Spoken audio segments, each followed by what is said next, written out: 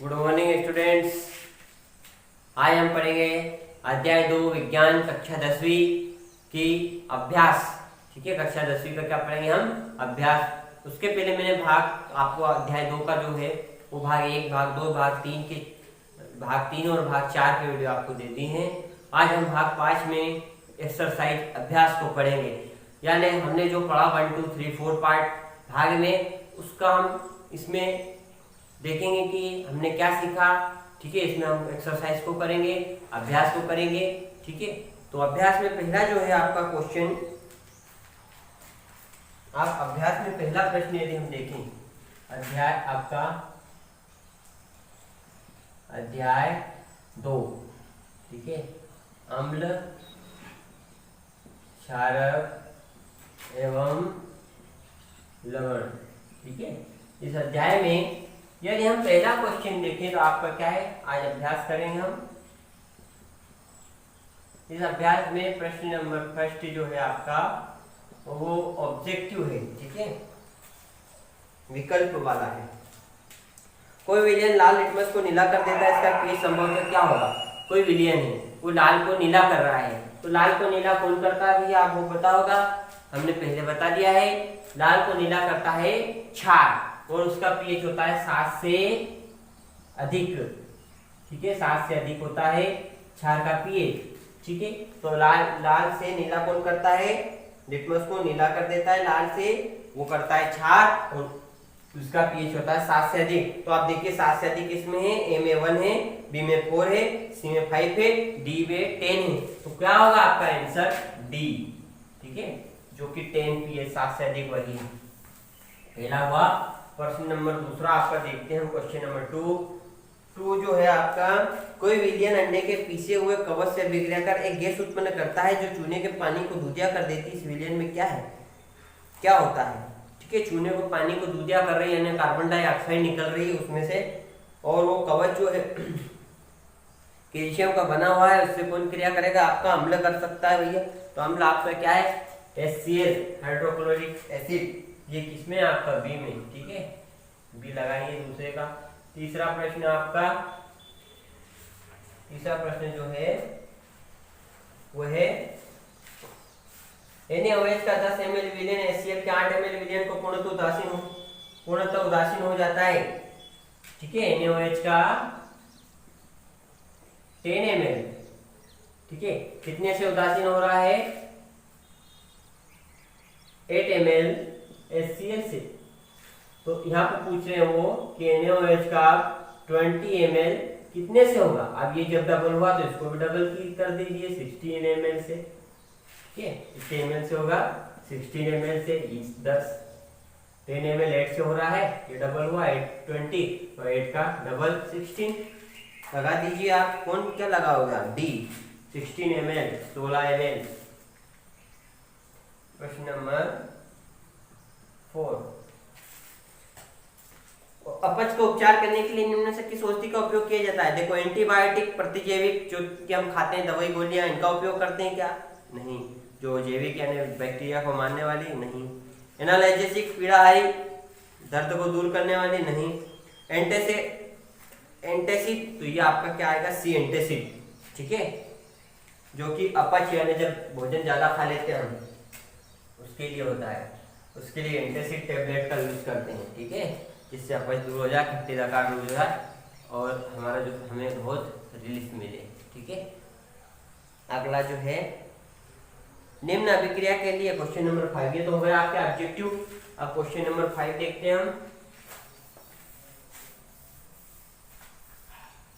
Question number 5, ठीक है, question number 5। Question number 5 जो है वो है, निम्न अभिक्रिया के लिए पहले शब्द समीकरण लिखिए, उसके बाद संतुलित समीकरण लिखिए। तो शब्द समीकरण लिखना है, उसके बाद संतुलित करना है। तो तनु सल्फ्यूरिक अम्ल दानेदार जिंक के साथ अभिक्रिया करता है। तनु सल्फ्यूरिक अम्ल, तनु सल्फ्यूरिक, पहले तो हम लिख लेते हैं सल्फ्यूरिक अम्ल प्लस जिंक, क्या क्या बनेगा इससे भाई? ये सल्फ्यूरिक अम्ल है और ये जिंक एक धातु है, यानी ये क्या है? ये अम्ल है, प्लस ये धातु है, और हम लोग धातु अभिक्रिया करते तो क्या बनता है, लवण और हाइड्रोजन। ठीक है, यहाँ पर लवण बनेगा और हाइड्रोजन बनेगा। ठीक है, तो लवण हाइड्रोजन बनेगा, तो यहाँ पर रख लेते हैं लवण प्लस हाइड्रोजन। ठीक है, अब इसको सल्फ्यूरिक एसिड का सूत्र होता है H2SO4, जिंक का होता है Zn, क्या बनेगा ZnSO4 प्लस हाइड्रोजन H2। ठीक, ये बना ली हमने समीकरण भी, ये शब्द समीकरण, ये उसकी समीकरण बना दी हमने। ठीक है, सूत्र समीकरण। इस प्रकार से आपको ये मैंने ये बताया। अब आपको बी, सी और डी स्वयं से करना है खुद। ठीक है, बी सी डी आपको करना है, एक मैंने आपको बता दिया। और सभी यहाँ पर सभी धातुएं ही है और सभी अम्ल है, तो अम्ल धातु वही लवण और हाइड्रोजन। हाइड्रोजन तो मुक्त होगी और लवण भी बनेगा। ठीक, तो आपको करना है। एल्कोहल एवं ग्लूकोज जैसे यौगिकों में भी हाइड्रोजन होते हैं, लेकिन इनका वर्गीकरण अम्ल की तरह नहीं होता है। क्रियाकलाप द्वारा इसे साबित कीजिए। मैंने आपको भाग 1 या 2 या 3 में मैंने आपको ये बता दिया है, वो कॉर कर लेते हैं हम। ठीक है, एक डायग्राम मैंने आपको बताया, 6 वाट की बैटरी से जोड़ते हैं, कॉर कर लेते हैं और एक पूंजी रखते हैं और उन विलयनों को डालते हैं हम। एल्कोहल के विलयन को जो है आपका वो 4-5 एल्कोहल, ग्लूकोज, उसके अलावा सल्फ्यूरिक अम्ल, उसके अलावा हाइड्रोक्लोरिक अम्ल लेते हैं। वो मैंने आपको एक्टिविटी बताई है, ये वही क्वेश्चन है। ठीक है, तो यहाँ पर थोड़ा समझ लेते हैं इसको, क्वेश्चन नंबर 6 को, ताकि आप भाग 1 या 2 3 में आपको मिलेगा वो क्वेश्चन नंबर 6। तो यहाँ पर जो है जैसे एल्कोहल है आपका, ठीक है, एल्कोहल ले लेते हैं आपका C2H5OH, मैंने एल्कोहल ले लिया। और आपका ग्लूकोज ले लेता हूं मैं C6H12O6, ग्लूकोज का सूत्र। दोनों में हाइड्रोजन प्रेजेंट है, लेकिन ये अम्ल की कैटेगरी में नहीं आते। क्यों नहीं आते? क्योंकि यहाँ पर हाइड्रोजन तो है, बट अम्ल कब बिहेव करता है, जब उसके पास हाइड्रोजन आयन हो। ये आयन नहीं है, ठीक है, इनमें हाइड्रोजन है पर आयन नहीं है, इसलिए अम्ल के व्यवहार नहीं करते हैं। अम्ल का व्यवहार तभी करेगा जब हाइड्रोजन आयन उसमें प्रेजेंट हो। ठीक, तो ये, और उसके बाद में नीचे लिखना, चलो ठीक है, इसको मैं आप भाग 1 2 3 में मैंने आपको डायग्राम से बताया। ठीक है, वहाँ पर देखना है इस प्रश्न को, बाकी मैंने आपको समझा दिया कैसा करना है। क्वेश्चन नंबर 7, आश्वित जल, डिस्टिल वाटर जिसे कहते हैं, विद्युत का चालक क्यों नहीं होता जबकि वर्षा जल होता है? तो डिस्टिल वाटर, आश्वित जल विद्युत का चालक नहीं होता है। क्वेश्चन नंबर 7, तो डिस्टिल वाटर विद्युत का चालक नहीं होता है जबकि वर्षा जल होता है। क्यों? क्योंकि वर्षा जल के अंदर होता है अम्ल। क्योंकि हम कई बार बोलते हैं अम्लीय वर्षा, तो अम्लीय वर्षा क्यों कह रहे हैं, उसमें अम्ल है और अम्ल के अंदर आयन प्रेजेंट होते हैं, इसलिए विद्युत का चालन होगा। जबकि डिस्टिल्ड वाटर में, आश्वित जल में विद्युत का चालन नहीं होगा। क्यों नहीं होगा? क्योंकि उसके अंदर आयन उपस्थित नहीं है। अब आपका क्वेश्चन नंबर 8वां, जल की अनुपस्थिति में अम्ल का व्यवहार अम्लीय क्यों नहीं होता? जल की अनुपस्थिति में अम्ल का व्यवहार नहीं करता। इसकी एक्टिविटी भी हमने देखी थी। मैंने आपको वो एक्टिविटी टेस्ट ट्यूब के अंदर हाइड्रोक्लोराइड गैस निकलती थी, फिर उसको हम आंध्र लिटमस पत्र से और जो है वो सूखे लिटमस पत्र से चेक कर देते। उसका कलर जो है आंध्र में तो बदल जाता था, लेकिन सूखे में नहीं बदलता था, क्योंकि आंध्र के अंदर रहता है जल और हाइड्रोजन आयन जल की उपस्थिति में ही निकलते हैं। इसलिए अम्ल का व्यवहार जल की उपस्थिति में ही करेगा, अनुपस्थिति में नहीं करेगा, क्योंकि हाइड्रोजन आयन नहीं निकलेंगे। क्योंकि हाइड्रोजन आयन के कॉन्सेंट्रेशन से ही तो हम अम्ल की पहचान कर लेंगे। ठीक है, 5 विलयन है ABCD की, ठीक है, 5 विलयन है। क्वेश्चन नंबर 9, क्वेश्चन नंबर 9, 5 विलयन ABCDE, कोई 5 विलयन है। ठीक है, अब ये 5 विलयन का पीएच भी दे रखा भैया, 4 है, 1 है, उसके बाद 11 है, 7 है और 9 है। इनके पीएच भी दे रखे हैं। 5 विलयन है ABCD और इनके पीएच भी दे रखे हैं, कितने पीएच है। अब क्वेश्चन पूछ रहे हैं कि उदासीन कौन है, इसमें से आप बता सकते हो उदासीन कौन है? उदासीन आपका क्या है? पहला वाला पूछ रहे हो, उदासीन कौन है? कौन है उदासीन? उदासीन आपका डी है। क्या है? डी बराबर 7, ये उदासीन है, क्योंकि पीएच कोई भी विलयन है जिसका पीएच 7 है उदासीन होता है। 7 से कम है तो अम्लीय, 7 से अधिक है तो क्षारीय। ठीक, तो बात समझ में आ गई। दूसरा जो है प्रबल क्षारीय। ठीक है, अब क्षारीय तो 2 है भैया, यहाँ क्षारीय कितने हैं? 2 है, क्योंकि 7 से ऊपर तो सब क्षारीय है, लेकिन वो पूछ रहे प्रबल क्षारीय। तो एक तो क्षारीय आपका 9 भी है, एक आपका C11 भी है, लेकिन प्रबल कौन सा है? जब आप 7 से इधर जाते हो 8, 9, 10 की तरफ तो बढ़ता जाता है, मतलब 8 से ज्यादा 9, 9 से ज्यादा 10, तो आप 9 से ज्यादा क्या है 11, यानी प्रबल कौन होगा? C। तो B का आपका क्या आएगा? C बराबर 11 प्रबल है। ठीक है, उसके बाद में प्रबल अम्लीय, दुर्बल अम्लीय और दुर्बल क्षारीय, तीनों आपको करने हैं। ठीक है, और पीएच के मानों को हाइड्रोजन आयन की सांद्रता के आरोही क्रम में भी आपको लिखना है। ठीक है, आरोही क्रम, बढ़ते हुए क्रम में आपको लिखना है। परख नली एक, ठीक है, ये आप करना भैया, बाकी मैंने 2 बताया आपको, बाकी C, D, E आपको करने हैं। Question number 9, question number 10। परख नली ए बी में समान लंबाई की मैग्नीशियम की पट्टी लीजिए। परख नली ए में हाइड्रोक्लोरिक अम्ल तथा परख नली बी में एसिटिक अम्ल डालिए। अम्लों की मात्रा सांद्रता समान है, किस परख नली में अधिक तेजी से बुदबुदाहट होगी और क्यों? आप दोनों टेस्ट ट्यूब ले लिए हमने। ठीक है, A and test tube B. ठीक है, एक के अंदर HCl, एक के अंदर आपका CH3COOH हाइड्रो, ये जो आपका एसिटिक अम्ल डाल के हमने। ठीक है, एक के अंदर हाइड्रोक्लोरिक अम्ल डाल दिया, परख नली ए, परख नली बी, दोनों की मात्रा सेम है। मान लो 10 ml इधर ले रहे हैं तो 10 ml इधर भी ले ली हमने। ठीक है, अब आपको इसके अंदर मैग्नीशियम रिबन डाल रहे हैं, दोनों बराबर लंबाई का, दोनों के अंदर मैग्नीशियम रिबन की स्ट्रिप क्या डाल रहे हैं? बराबर, ठीक है, लंबाई के डाल रहे हैं। अब पूछ रहे हैं बुदबुदाहट ज्यादा किसमें होगी? परख नली ए में बुदबुदाहट ज्यादा होगी, परख नली बी में होगी।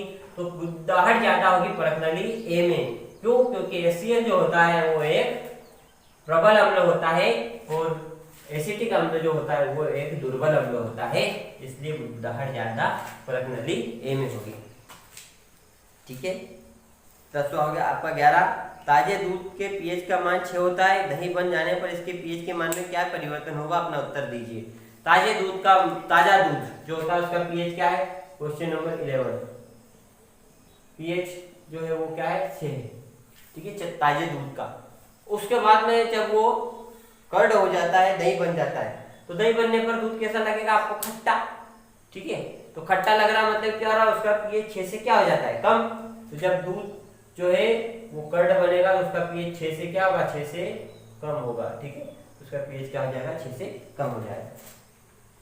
एक ग्वाला ताजे दूध में थोड़ा बेकिंग सोडा मिलाता है, एक ग्वाला यानी दूध देने वाला, उसने बेकिंग सोडा मिला दिया दूध में। ठीक है, फिर पहला क्या पूछ रहे हैं? ताजे दूध के पीएच के मान को 6 से बदलकर थोड़ा क्षारीय क्यों बना देता है? क्यों डाल रहा हूं भाई? उसने क्या करा?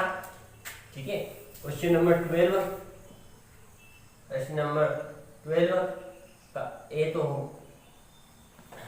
ए क्या पूछ रहे हो? ताजे दूध के पीएच के मान को 6 से बदलकर थोड़ा क्षारीय क्यों बना देता है? क्यों बना रहा है वो क्षारीय? पीएच 6 है उसका। ठीक है, 6 से क्षारीय बना दिया उसने, मतलब उसने कर दिया 8 या 9 कर दिया। ठीक है, 6 से उसने बढ़ा दिया, 8, 9 कर दिया। तो क्यों कर रहा है वो? क्यों? इसलिए कर रहा है कि वो दूध जो है वो ज्यादा समय लगेगा उसको खराब होने में, उसको अम्लीय होने में, उसको दही बनने में। जब तक तो वो अपना दूध क्या करेगा? बेच देगा। गर्मियों के सीजन में, गर्मियों में अधिकतर ऐसा होता है, जब गर्मी अधिक होती है तब दूध फटने के चांस ज्यादा रहते हैं, दूध खराब होने के चांस ज्यादा रहते हैं। इस कंडीशन में वो क्या बना देता है? उसको क्षारीय बना देता है, ताकि दूध लंबे समय तक चले, जब तक अपना काम खत्म कर दे, वो लोगों को बांट दे। ठीक है, तो इसलिए इसको क्षारीय बना देता है। ठीक है, अब इस दूध को दही बनने में अधिक समय क्यों लगता है? अधिक समय क्यों लगेगा भैया? लगेगा, बिल्कुल लगेगा, क्योंकि यहाँ पर 6 से उसने 9 कर दिया, तो 9 से 8 होगा, 8 से 7 होगा, 7 से 6 और फिर 5 होगा, तब बनेगा वो कर्ड। तो समय लगेगा उसको, क्योंकि वो क्षारीय है, ज्यादा क्षारीय वो कंडीशन है उसकी, उसको कर्ड बनने में जो है उसको अधिक समय लगेगा दही बनने में। प्लास्टर ऑफ पेरिस को आर्द्ररोधी बर्तन में क्यों रखा जाता है? Question number 13, plaster of Paris. ठीक है, क्वेश्चन नंबर 13 देखते हैं, प्रश्न number 13, plaster of Paris, POP, इसका सूत्र मैं लिख देता हूं आपको पहले, CaSO4 प्लस 1/2 H2O, ये प्लास्टर ऑफ पेरिस का सूत्र है। अब इसको आर्द्ररोधी बर्तन, आर्द्ररोधी मतलब जहां पर नमी नहीं लगे, बिल्कुल सूखा ऐसा ड्राई, जहां पर बिल्कुल वो उसको किसी प्रकार की नमी नहीं लगना चाहिए, ड्राई होना चाहिए बिल्कुल। तो क्यों रखा जाता है इसको? क्योंकि ये पीओपी जो होता है ये होता है आपका पाउडर के फॉर्म में, और यदि इसमें नमी लग जाए तो उसकी भी देख लो आप रिएक्शन। H2O प्लस नमी लग गई मतलब हाफ मॉलिक्यूल वाटर का इसमें ऐड हो गया, तो ये किसमें कन्वर्ट हो जाता है? CaSO4 आधा और 1.5 2 हो गया, 2H2O, ये बन गया आपका जिप्सम। तो पीओपी जो है वो पीओपी किसमें कन्वर्ट हो गया? जल मिल गया इसको, तो ये बन गया जिप्सम में, और जिप्सम यदि बन गया तो फिर हार्ड हो जाएगा, कठोर हो जाएगा, किसी काम का नहीं रहेगा। इसलिए प्लास्टर ऑफ पेरिस को आर्द्ररोधी बर्तन में रखा जाता है, क्योंकि वो वाटर से नमी से क्रिया करके जिप्सम बना लेता है, जो कि एक हार्ड कठोर सब्सटेंस होता है, कठोर पदार्थ होता है, तो ये किसी काम का नहीं रहेगा। ठीक है, आगे बात समझ में आपको, इसलिए इसको आर्द्ररोधी बर्तन में रखते हैं। उदासीनीकरण अभिक्रिया क्या है? 2 उदाहरण दीजिए। भाग 1-2 में आपको मैंने उदासीनीकरण अभिक्रिया बताई। जब अम्ल और क्षार परस्पर क्रिया करते हैं तो लवण और जल बनाते हैं, जिसको उदासीनीकरण अभिक्रिया कहते हैं, और इसमें अम्ल और क्षार की रिएक्शन मैंने आपको भाग 1-2-3 में बताई। धोने का सोडा और बेकिंग सोडा के दो प्रमुख उपयोग लिखिए। तो मैंने आपको धोने का सोडा, खाने का soda, plaster of Paris, bleaching powder जिसको बोलते हैं व्यंजक चूर्ण, इन चारों के मैंने आपको सूत्र बताए, इन चारों किस प्रकार निर्माण होता है वो बताया, इन चारों के उपयोग बताया, और चारों महत्वपूर्ण है। ठीक है, यहाँ पर तो 2 पूछे हैं, लेकिन मैं आपको 4 बोल रहा हूँ, चारों महत्वपूर्ण है, चारों को आपको ध्यान से देखना है। ठीक है, सभी के उपयोग बताए, बुक में भी है, अब देखिए, नोट्स बनाइए। यदि आपको वीडियो अच्छा लगे तो लाइक कीजिए, शेयर कीजिए, सब्सक्राइब कीजिए। ठीक है, धन्यवाद। यहाँ पर हमारा अभ्यास खत्म हुआ है।